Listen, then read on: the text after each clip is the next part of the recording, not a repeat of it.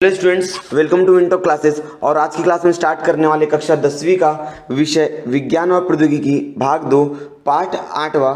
पाठ का नाम है कोशिका विज्ञान एवं जीव प्रौद्योगिकी। स्टूडेंट्स के पहले 3 वीडियो बनाया हुआ मैंने इस पाठ के ऊपर, जिसके अंदर मैंने बताया कोशिका विज्ञान क्या होता है और जीव प्रौद्योगिकी क्या होता है। ठीक है, यदि आप लोगों ने उस वीडियो को नहीं देखा हुआ है तो उस वीडियो की लिंक आपको इस वीडियो के डिस्क्रिप्शन में या तो आप प्लेलिस्ट में जाके उन वीडियोस को देख सकते हो, ताकि इस पार्ट का आपको बेसिक नॉलेज समझ में आ जाए। तो स्टूडेंट्स, आज का जो हमारा टॉपिक है वो हमारा टॉपिक है पशु संवर्धन, मानवीय स्वास्थ्य, टीका और टीकाकरण, खाद्य टीके कैसे बनाए जाते हैं, रोग प्रचार क्या होता है, इंटरफेरॉन किसे कहा जाता है, जनुकीय उपचार क्या होता है, इन सभी चीज़ों के बारे में हम लोग आज की वीडियो लेक्चर में बात करने वाले हैं। तो स्टूडेंट्स, यदि आप लोग ने अभी तक हमारे चैनल को सब्सक्राइब नहीं किया है तो प्लीज़ चैनल को सब्सक्राइब कर दीजिए, क्योंकि इसी तरह की अच्छी अच्छी वीडियो साइंस के रिलेटेड और सारे सब्जेक्ट से रिलेटेड वीडियोस आपको इस चैनल पर मिलती रहेंगी। तो चलिए वीडियो को स्टार्ट करते हैं। स्टूडेंट, पशु संवर्धन। पशु संवर्धन क्या होता है स्टूडेंट्स? इंग्लिश में इसको एनिमल हस्बेंड्री कहते हैं, जिसके अंदर जानवरों को, जो हमारे पालतू जानवर होते हैं, ठीक है ना, घरेलू जानवर, उनको क्या क्या पाला जाता है। पाला जाता है मतलब उसको अलग अलग कारणों के लिए पाला जाता है। जैसे बहुत सारे जानवरों को दूध के लिए पाला जाता है, बहुत सारे जानवरों को मांस के लिए पाला जाता है, फिर बहुत सारे जानवरों को चमड़े के लिए, अर्थात उसके अलग अलग अवशेष के लिए उनको पाला जाता है। उनको पालना, उनको खिलाना पिलाना, उनकी मतलब उनके सारे कामों को करना, इसको ही क्या कहा जाएगा? पशु संवर्धन कहा जाएगा। ये पशु संवर्धन से क्या होता है स्टूडेंट्स? इन जो मानव होता है, मानव अपने फायदे के लिए इनका इस्तेमाल करता है। ठीक है, अब यहाँ पर अगर हम लोग देखेंगे तो पशु संवर्धन जो होता है वह प्रमुख रूप से 2 विधियों के रूप में किया जाता है: कृत्रिम गर्भाधान आर्टिफिशियल इन्फ्लेमेशन और गर्भ प्रत्यारोपण एम्ब्रियो ट्रांसफर। ठीक है, इस 2 तरह से हम लोग पशु संवर्धन करते हैं। इसमें विभिन्न प्राणी उत्पादों की मात्रा, गुणवत्ता, इन दोनों में वृद्धि होती है। इससे क्या होता है? पशु संवर्धन से क्या होता है स्टूडेंट्स? जो जिन प्राणियों का पशु संवर्धन किया जा रहा है उन प्राणी का जो उत्पाद है उनकी मात्रा में क्या होता है? बढ़ोतरी आती है, तथा साथ ही साथ उनकी गुणवत्ता में भी बढ़ोतरी आती है। मान लीजिए यहाँ पर एक एग्जाम्पल लेते हैं, जिसे गाय का एग्जाम्पल लेते हैं। ठीक है, एक गाय है जो इंडियन गाय है और दूसरी गाय जो अमेरिकन गाय है। और अमेरिकन गाय अगर ज़्यादा दूध देती है किसकी तुलना में? इंडियन गाय की तुलना में। तो इस गाय का जो जनुक रहेगा इस गाय के जनुक में डाल दिया जाएगा। जब इस गाय का जो नया शिशु तैयार होगा तो उस शिशु के अंदर इस गाय के सारे गुणधर्म पाए जाएंगे, और ये जो नया शिशु रहेगा या जो नया बछड़ा रहेगा या बच्चियाँ रहेगी वह ज़्यादा मात्रा में दूध दे सकता है। किसके बराबर में? अमेरिका के गाय के बराबर में। इस तरह से उससे ज़्यादा मात्रा में हम लोग दूध प्राप्त कर सकते हैं। और साथ ही साथ अलग अलग मुर्गियों की प्रजाति आपने देखा होगा, जिसको चिकन के लिए इस्तेमाल करने के लिए, अंडे के इस्तेमाल करने के लिए, गुणवत्ता बढ़ाने के लिए, ठीक है, इनका इस्तेमाल किया जाता है। साथ ही साथ आपने बैल देखे होंगे, जो बैल होते हैं या भैंस होते हैं, ठीक है, इनका खेती में इनका उपयोग किया जाता है। खेती में अलग अलग सामान को ढोने के लिए, एक जगह दूसरी जगह ले जाने के लिए बैलगाड़ी होता है। तो इस तरह से जो मेहनत करने वाले जानवर हैं उनका इस्तेमाल भी इसके अंदर किया जाता है, और जिससे हम लोग दूध, मांस और लोकर मतलब होता है स्टूडेंट्स चमड़े के पदार्थ तैयार करना। दूध हम लोग क्या मेन मकसद क्या होता है पशु संवर्धन करने का? पशु संवर्धन का मेन मकसद होता है, भारत में अगर देखा जाए तो सबसे ज़्यादा दूध के लिए गाय और भैंसों को पाला जाता है, ताकि साथ क्या हो जाए? दूध सबसे ज़्यादा तैयार किया जाए। अब स्टूडेंट्स, दूध तैयार ज़्यादा क्यों कर रहा है? क्योंकि आप लोग देख रहे हो कि दिन प्रतिदिन हमारे देश की जो जनसंख्या है वह बढ़ रही है। जनसंख्या बढ़ने की वजह से जो उत्पाद की मात्रा है वो धीरे धीरे कम हो रही है, जिसकी वजह से मांग क्या हो रही है? बढ़ रही है। अब जब मांग बढ़ेगी तो दूध और मांस में क्या करना पड़ेगा? वृद्धि करना पड़ेगा। इसलिए जो स्थानीय प्रजातियां रहती हैं, किसी भी स्थानीय प्रजातियों को, उसको दूसरे विदेशी जो प्रजातियां रहती हैं उनके साथ उनका संकर कर दिया जाता है, और जो स्थानीय प्रजाति रहेंगे उसके अंदर विदेशी प्रजातियों के गुणधर्म आ जाते हैं, और इस तरह से मनुष्य का क्या होता है? फायदा होता है। और इसमें भी जीव प्रौद्योगिकी का उपयोग किया जाता है। ठीक है, इस प्रकार श्रम के लिए काम करने वाले जानवरों को शक्तिशाली प्रजातियों का निर्माण किया जाता है। इसलिए श्रम करने वाले से बैल हो गया, ठीक है ना, ये बैल का इस्तेमाल किया जाता है खेती के लिए, सामान को यहाँ से वहाँ ले जाने के लिए। ठीक है, घोड़े का इस्तेमाल हो गया, श्रम के लिए हम लोग करते हैं। तो इन सभी चीज़ों को ताकतवर बनाने के लिए, शक्तिशाली बनाने के लिए हम लोग पशु संवर्धन करते हैं, जिसके अंदर दूसरी किसी प्रजाति के गुणधर्म स्थानीय प्रजातियों में डाल दिया जाता है जीव प्रौद्योगिकी के माध्यम से।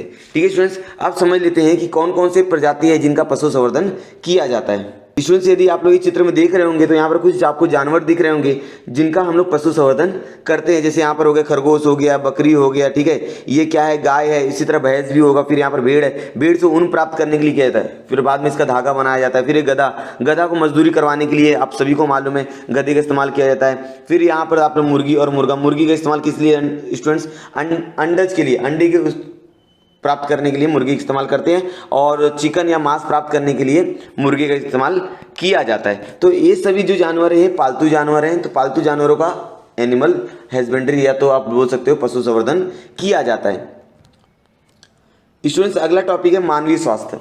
स्टूडेंट्स आप लोगों को मालूम है आजकल की रोजमर्रा की जिंदगी में जो इतनी मात्रा में प्रदूषण हो गया है कि आजकल जो बीमारियां हैं वो बहुत ज़्यादा फैल रही हैं। तो इस बीमारी भले माहौल में या परिवर्तनशील क्षेत्र में जो मानव का स्वास्थ्य है वो बहुत ज़्यादा खराब हो चुका है। तो मानव का स्वास्थ्य जो होता है स्टूडेंट्स, उसके बारे में अगर बात किया जाए तो स्वास्थ्य मतलब क्या होता है, यदि कोई इंसान, यदि कोई प्राणी मानसिक रूप से, शारीरिक रूप से और सामाजिक रूप से यदि स्वस्थ है तभी उस इंसान को क्या कहा जाएगा, स्वस्थ कहा जाएगा। मतलब अगर कोई इंसान या कोई प्राणी है मानसिक रूप से, शारीरिक रूप से और सामाजिक रूप से, तीनों रूप से वो क्या होना चाहिए, स्वच्छ होना चाहिए, स्वस्थ होना चाहिए, तभी हम लोग बोलेंगे कि वो क्या है, स्वस्थ है। ठीक है स्टूडेंट्स, तो चलिए पढ़ के समझते हैं। यहाँ पर रोग निदान, रोग उपचार या मानव स्वास्थ्य व्यवस्थापन के दो मुख्य पहलू हैं। रोगों का निदान करना और रोग का उपचार करना, ये मानव स्वास्थ्य के दो महत्वपूर्ण क्या है, पहलू हैं। किसी रोग के विकार से मनुष्य की जनुकों में कोई भूमिका हो तो जैव प्रौद्योगिकी सहायता से तुरंत पहचानी जाती है।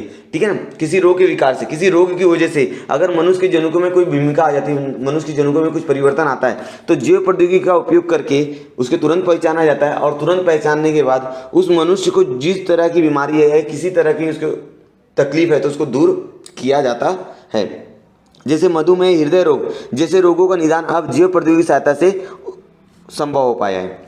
जैसे मधुमेह हो गया, ठीक है ना, शुगर कहा जाता है जिसको इंग्लिश में, तो मधुमेह हो गया, हृदय रोग हो गया, जिनका निदान आज हम लोग जैव प्रौद्योगिकी का उपयोग करके किया जाता है। रोगों के लक्षण दिखाई देने से पूर्व कर पाना संभव है। यदि मधुमेह और हृदय रोग, इनके लक्षण रोग होने से पहले अगर लक्षण दिखाई दे दी गए और हमने जैव प्रौद्योगिकी को इस्तेमाल करके उन रोगों को हम लोग ठीक कर सकते हैं। जैव प्रौद्योगिकी की सहायता से एड्स, डेंगू जैसे रोगों का निदान कुछ मिनटों में किया जाता है।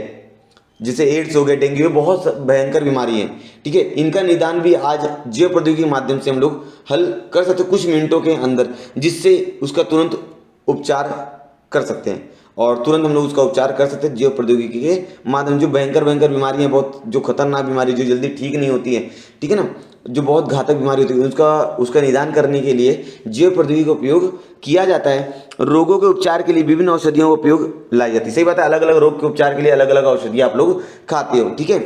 उदाहरण, मधुमेह के उपचार के लिए इंसुलिन, ठीक है ना, मधुमेह के उपचार के लिए किसका उपयोग किया जाता है स्टूडेंट, इंसुलिन का उपयोग किया जाता है। कक्षा 9वीं में भी आप लोग ने पढ़ा होगा। ये जो इंसुलिन है, अगर इंसुलिन की मात्रा शरीर के अंदर कम हो जाती है तो उस व्यक्ति को क्या होता है, मधुमेह का बीमारी हो जाती है। ठीक है, अब मधुमेह के उपचार के लिए हम लोग इंसुलिन का इस्तेमाल करेंगे। इंसुलिन संप्रेरक दिया जाएगा। संप्रेरक मतलब होता है हार्मोन। यदि इंसुलिन हार्मोन दे दिया जाए तो उसके शरीर में जो मधुमेह का जो लेवल है वो क्या हो जाएगा, थोड़ा कम हो जाएगा।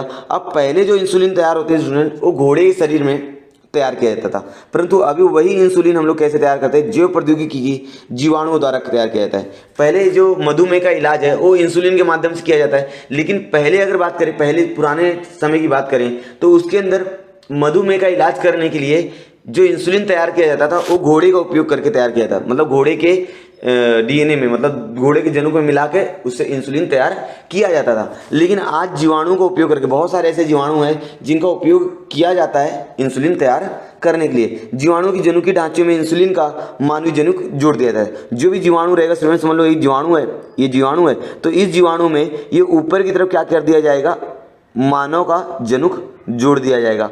जो जनुक जिसकी वजह से क्या हुआ है, जिसकी वजह से मधुमेह हुआ है, तो वह जनुक जोड़ दिया जाता है और बाद में उससे क्या बनेगा, टीका बनेगा या तो प्रतिजैविक तैयार हो जाता है। ठीक है स्टूडेंट्स, इस तरह आपने देखा कि जैव प्रौद्योगिकी का उपयोग करके मानवीय स्वास्थ्य में किस तरह उसका उपयोग किया जा रहा है। अलग अलग जो बीमारियां, खतरनाक बीमारियां जो हैं, उनका इलाज आज जैव प्रौद्योगिकी की वजह से संभव हो पाया है। ठीक है, अब आगे अगला टॉपिक है स्टूडेंट्स, टीका और टीकाकरण, वैक्सीन और वैक्सीनेशन। ठीक है स्टूडेंट्स, हमको मालूम है कि हमें जब भी कोई बीमारी होती है, हम लोग बीमार हो जाते हैं, हमारा तबीयत खराब हो जाता है, तो हम लोग डॉक्टर के पास जाके क्या करते हैं, वैक्सीन लेते हैं या वैक्सीनेशन करवाया जाता है। उसके बाद स्टूडेंट्स तो वैक्सीनेशन जो होता है वो दो तरह से होता है, एक होता है इनएक्टिवेटेड वैक्सीन और दूसरा होता है लाइव वैक्सीन।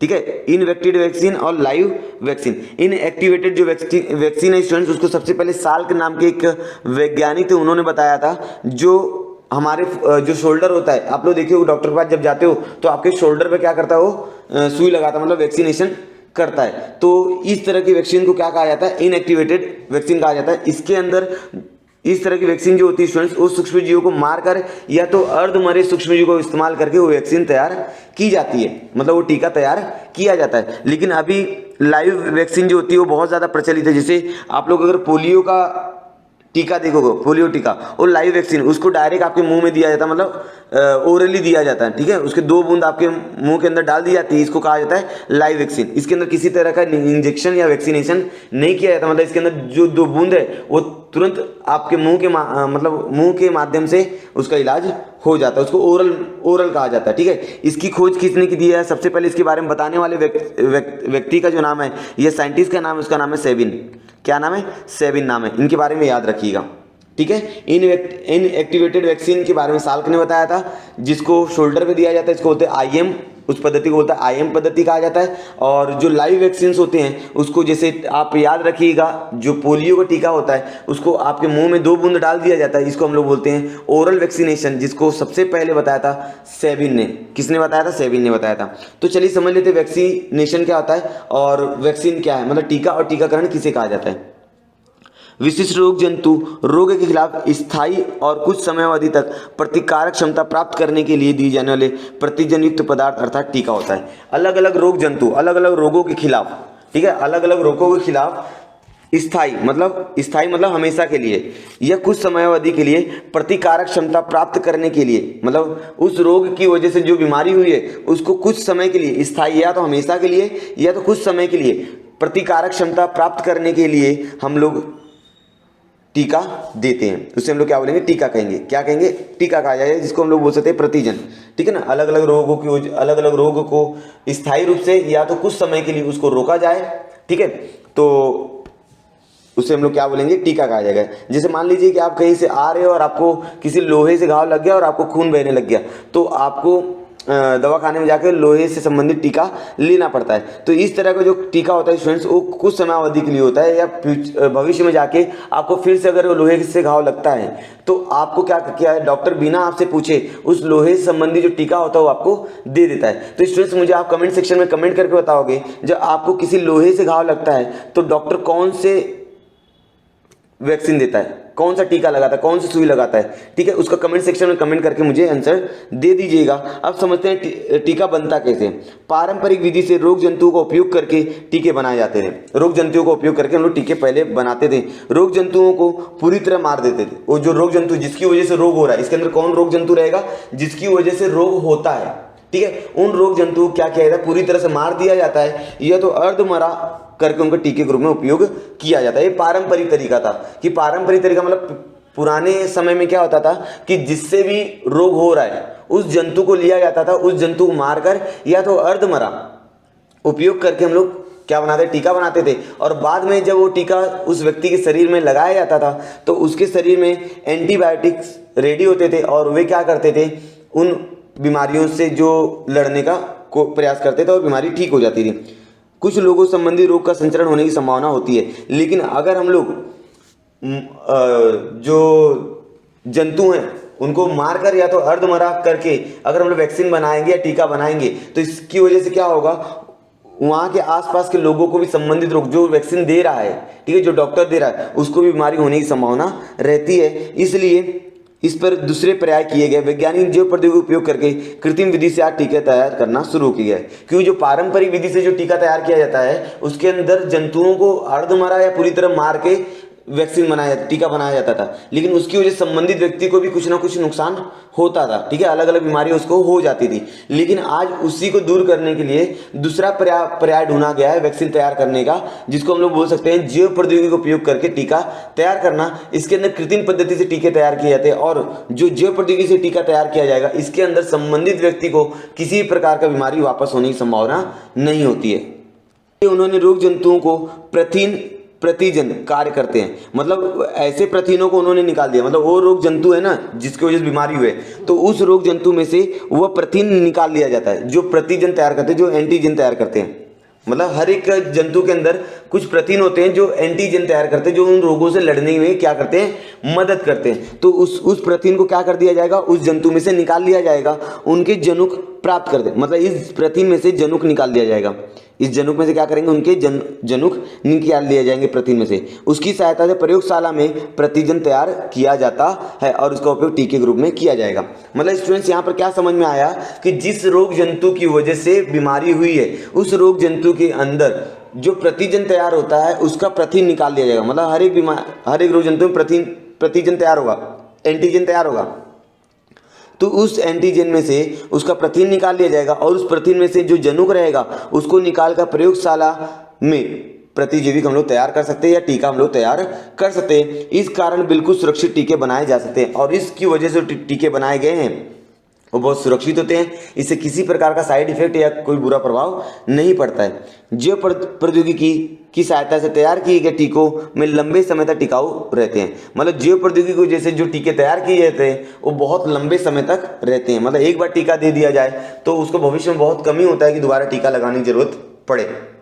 आप लोग देखते होंगे अगर कोई शिशु बहुत छोटा होता है उसको 6 महीने का टीका, 3 महीने का टीका, 9 महीने का टीका, 3 साल का टीका, 5 साल का टीका, अलग अलग टीके लगवाए जाते हैं। वे सारे टीके जो होते हैं वो जैव प्रौद्योगिकी का उपयोग करके बनाए जाते हैं, ठीक है। उदाहरण के लिए पोलियो टीका हो गया और हेपेटाइटिस का टीका। इसके बारे में आपको मालूम होगा कि पोलियो टीका क्या होता है और हेपेटाइटिस के टीके क्या होते हैं। पोलियो जो टीका होता है स्टूडेंट्स उसको ओरल दिया जाता है, ठीक है ना, ठीक है ना। अगला टॉपिक है स्टूडेंट्स खाद्य टीके।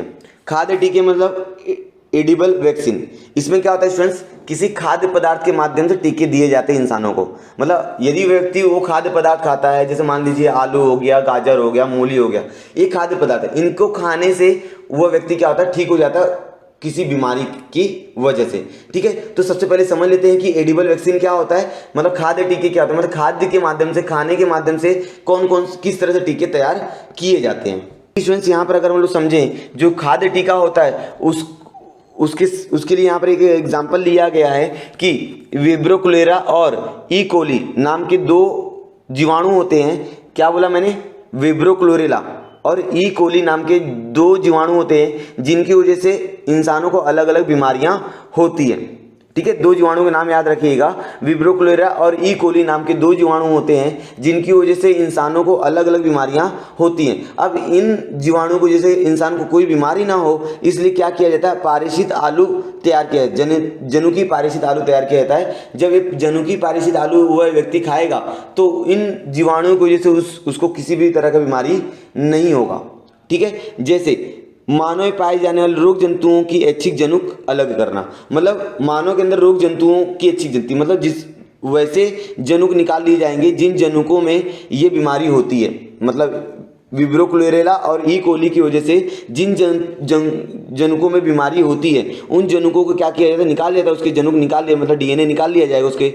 और जनुकी पारेषित वनस्पति मतलब जो वनस्पति है उसके जनुक में क्या कर दिया जाएगा, उसको मिला दिया, मतलब जोड़ दिया जाएगा। अब जोड़ने के बाद ये जो जीवाणु है, ठीक है ना, ये प्रतिजन तैयार करने लग जाएंगे। क्या तैयार कर देंगे, प्रतिजैविक तैयार करना स्टार्ट कर देंगे। और प्रतिजैविक तैयार करने के बाद ये पूरे वनस्पति के अंदर वो प्रतिजैविक क्या हो जाएगा, तैयार हो जाएगा। साथ ही साथ उसके अंदर जो आलू रहेगा उसके अंदर भी वो प्रतिजैविक आ जाएगा। जब हम लोग उस आलू को खाएंगे, उसका सेवन करेंगे, तो उससे किसी भी प्रकार का मतलब विब्रोकुलेरेला और ई कोली इन 2 जीवाणुओं से किसी भी प्रकार की बीमारी नहीं होगी। आप लोग देख सकते हो कि ये तीसरे वाले डायग्राम में आलू की पत्तियों के टुकड़े विषाणु संसर्ग करता है। मतलब आलू की पत्तियों में जो विषाणु रहेगा वो क्या होगा, धीरे धीरे क्या करना रहेगा, फैलना शुरू कर देगा। पत्तियों के टुकड़े से पौधा तैयार होता है, फिर ये पत्तियों के टुकड़े से क्या तैयार हो जाएगा, पौधा। क्योंकि आपको मालूम है जैव प्रौद्योगिकी में क्या होता है, किसी भी वनस्पति को तैयार करना है तो उस वनस्पति किसी भी एक अंग का होना, मतलब या तो वनस्पति का पत्ती हो जाए, या तो वनस्पति की जड़ें हो जाए, या तना हो जाए, किसी भी अंग से हम लोग पूरी की पूरी वनस्पति तैयार कर सकते हैं जैव प्रौद्योगिकी के अंदर। तो आलू की पत्तियों में, टुकड़ों में ये विषाणु क्या होता है, संसर्ग करना शुरू कर देता है, ठीक है ना। ये जो विषाणु हमने डाला हुआ है, ठीक है। अब ये विषाणु क्या करेगा, प्रतिजैविक तैयार करेगा। अब ये इसकी वजह से पूरे वनस्पति में क्या हो जाएगा, मनुष्य के रोग जंतु का जनुक होते हैं, मतलब ये रोग जंतु इसके अंदर पूरे पाए जाएंगे जिसकी वजह से मनुष्य को रोग होता है। अब जब ये आलू हम लोग खाएंगे तो उससे ऐसे रोग जंतु रहेंगे जो उसके खिलाफ, मतलब किसके खिलाफ, विब्रो क्लोरेला और ई कोली, ये दो जीवाणुओं के खिलाफ क्या करें, लड़ेंगे, और उससे कोई भी बीमारी हमारे शरीर को नहीं होगी। स्टूडेंट्स, ये पेपर में आता है और 1 या 2 बार पेपर में पूछा जा चुका है 5 मार्क्स के लिए, ठीक है। इस तरह की डायग्राम बना रहेगा और आपको ये जो खाली चीजें हैं ये आपको लिखना रहेगा, ठीक है। तो ये टॉपिक जो है board exam point of view से बहुत ज़्यादा इंपॉर्टेंट, इसको ज़रूर करके जाइएगा। अब आगे पढ़ते हैं। खाद्य टीके निर्माण करने का कार्य चल रहा है, मतलब खाद्य टीके आज बहुत तेजी चल रहा है। सबसे पहले इसका निर्माण कार्य आलू में और गाजर में भी अभी तक हुआ है। जनुकीय प्रौद्योगिकी की सहायता से आलू का उत्पादन लिया जा रहा है। इन आलूओं को जनुकीय पारिषित आलू कहा जाता है। मतलब जनुकीय दृष्टि से किसी बीमारी को ठीक करने के लिए हम लोग क्या करते हैं, अलग अलग खाद्य का इस्तेमाल करते हैं, जिसके अंदर सबसे पहले आलू के ऊपर प्रयोग किया गया है। तो उस आलू को क्या कहा जाएगा, जनुकीय पारिषित आलू कहा जाता है, ठीक है। ट्रांसजेनिक पोटैटोस कहते हैं। ये आलू विब्रो क्लोरेला और स्टीरियो कोली, मतलब ई कोली जैसे जीवाणुओं के खिलाफ क्या करते, कार्य करते। ये आलू क्या काम करेंगे, विब्रो क्लोरेला और स्टीरियो कोली, ये दो जीवाणुओं के विरुद्ध काम करेंगे। इन जीवाणुओं की वजह जो भी बीमारी उत्पन्न होगी, अगर हम लोग इस तरह के आलू खा लेते हैं तो इनकी वजह जो बीमारी उत्पन्न हमारे शरीर में नहीं होगी। ये आलू खाने से कॉलरा और ई कोलाई जीवाणु से होने वाली बीमारी के खिलाफ प्रतिकार शक्ति का निर्माण होता है, बराबर। अब आगे टॉपिक है स्टूडेंट हमारा रोगोपचार।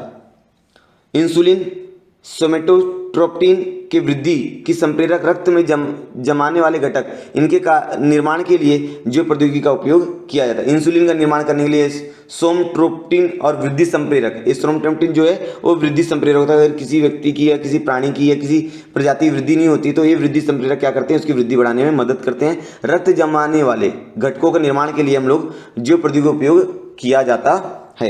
इंटरफेरॉन, स्टूडेंट्स हमारी किताब में इंटरफेरॉन के बारे में ज़्यादा चीज़ें नहीं लिखी गई है। आप आने वाली कक्षाओं में, कक्षा 11वीं या 12वीं में आप इंटरफेरॉन के बारे में और ज़्यादा डिटेल में जानकारी प्राप्त कर लोगे। तो स्टूडेंट्स हमारे इस किताब में क्या लिखा हुआ है इंटरफेरॉन के बारे में, सबसे पहले समझा देता हूँ। जो इंटरफेरॉन होता है स्टूडेंट्स, इसके अंदर जो प्रतिजैविक है वो हमारे रक्त में ही तैयार होता है, ठीक है ना।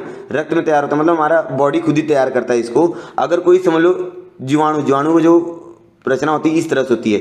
जीवाणु के अंदर क्या होता है, केंद्रक होता है और कोशिका द्रव होता है, ठीक है। और जब ये जीवाणु इस कोशिका को असर करते हैं तो इस जीवाणु में से सिर्फ केंद्रक जो होता है उस कोशिका के अंदर जाता है, बाकी कोशिका द्रव नहीं जाता है। और इसी केंद्रक की वजह से उस व्यक्ति को या उस प्रजाति को अलग अलग बीमारियां होती हैं। लेकिन इंटरफेरॉन में क्या होता है स्टूडेंट्स, यहाँ पर अलग अलग इन कोशिकाओं में इंटरफेरॉन निर्माण किए जाते हैं। क्या होते हैं इंटरफेरॉन, मतलब उसका जो रेड ब्लड कॉर्पस है, मतलब आरबीसी जो है वो ऑलरेडी इंटरफेरॉन रेडी करके रखता है, इंटरफेरॉन तैयार करके रखता है। और बाद में ये इंटरफेरॉन क्या करेंगे, इन जीवाणुओं से क्या करेंगे, लड़ेंगे और उस व्यक्ति को क्या करेंगे, ठीक कर देंगे, ठीक है। ये छोटे आकार वाले प्रोटीनों का क्या है, समूह है। मतलब इंटरफेरॉन क्या है, प्रोटीनों का समूह है जो विषाणुजन्य रोगों के उपचार हेतु उपयोग में लाया जाता है।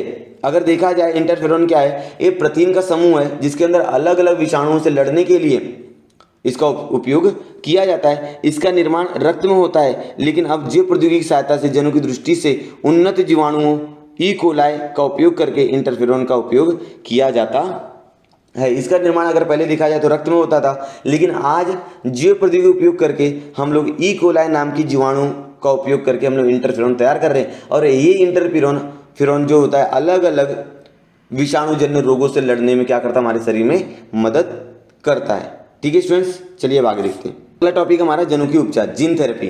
स्टूडेंट्स यहाँ पर लिखा है कायिक कोशिका। कायिक कोशिका बार आपको मालूम है, इसको इंग्लिश में सोमेटिक सेल कहा जाता है, ठीक है स्टूडेंट्स। कायिक कोशिका स्टूडेंट्स की पहले वाली वीडियो में मैंने ऑलरेडी बता के रखा हुआ है कि हमारे शरीर में 2 प्रकार की कोशिकाएं होती हैं। अगर देखा जाए रचना के आधार पर, तो रचना के आधार पर नहीं, कार्य के आधार पर अगर देखा जाए तो पहला होता है मूल कोशिका और दूसरी होती है कायिक कोशिका। जो मूल कोशिका होती है उसके अंदर इतनी ज़्यादा क्षमता पाई जाती है कि वो अपने समान अलग अलग, मतलब शरीर के अंदर हर एक प्रकार की कोशिकाएं तैयार कर सकती है। लेकिन जो कायिक कोशिकाएं होती है वो किसी भी प्रकार की कोशिका का निर्माण नहीं करती हैं, ठीक है। तो कायिक कोशिका जनु की उपचार करना, कायिक कोशिका में जनु की उपचार करना जैव प्रौद्योगिकी के कारण संभव हुआ है। उदाहरण फिनाइल कीटोनुरिया, ठीक है। ये विकार यकृत की कोशिका में जनु की दोष निर्माण करता है। ये जो जीवाणु है, ये जो विकार है, क्या बोल रहा हूं मैं, फिनाइल कीटोनुरिया, ये क्या होता है, यकृत के अंदर होता है। तो इसके इलाज के लिए हम लोग कायिक कोशिका का इस्तेमाल करते हैं। जीन थेरेपी की सहायता से उपचार संभव है। जीन थेरेपी करके इसका उपचार आज संभव है। मतलब किसका उपचार संभव है, फिनाइल कीटोनुरिया, जो कहाँ होता है, यकृत में होता है। तो जीन थेरेपी के माध्यम से इसका उपचार आज हम लोग कर सकते हैं। इस पद्धति को कायिक जनु के उपचार कहा जाता है, क्योंकि इसके अंदर कायिक कोशिका का उपयोग किया जाता है। कायिक कोशिका के जो जनुक रहेंगे उसका उपयोग करके इसका उपयोग किया जाता है। शुक्र कोशिका और अंड कोशिका, शुक्र कोशिका जो पुरुषों में पाई जाती है और अंड कोशिका जो स्त्रियों में पाई जाती है, इनके अलावा शरीर की सभी कोशिकाओं को कायिक कोशिका कहा जाता है। अगर किसी ने पूछा कि कायिक कोशिका किसे कहते हैं, तो आप क्या बोलोगे उसका आंसर, कि शुक्र कोशिका और अंड कोशिका को छोड़कर शरीर में जितनी भी कोशिकाएं हैं वो सब की सब क्या है, कायिक कोशिका है। और इन कायिक कोशिका को बनाने का काम कौन करता है, मूल कोशिकाएं करती हैं। ठीक है स्टूडेंट्स, यहाँ तक आप लोगों को समझा है क्या? आज के वीडियो लेक्चर में इतना ही देखना है। उम्मीद है आपको वीडियो पसंद आई होगी। यदि आपको वीडियो लेक्चर पसंद आया तो वीडियो को लाइक कीजिए, अपने दोस्तों के साथ इस वीडियो को शेयर कीजिए। यदि स्टूडेंट्स आप लोगों ने सब्सक्राइब नहीं किया अभी तक चैनल को, तो प्लीज़ चैनल को सब्सक्राइब कर दीजिए, और सब्सक्राइब करने के बाद उसके बाजू में जो बेल आइकॉन है उसको प्रेस करके ऑल कर दीजिए, ताकि जब भी मैं कोई नई वीडियो अपलोड करूँ सबसे पहले नोटिफिकेशन आपको मिले और आप सारी वीडियोज़ देख सके। स्टूडेंट्स कमेंट करके मुझे मेरे बताए हुए प्रश्नों को उत्तर दीजिए और आप बताइए कि आपको वीडियो कैसी लगी है। तो मिलते हैं नेक्स्ट वीडियो में, तब तक के लिए धन्यवाद।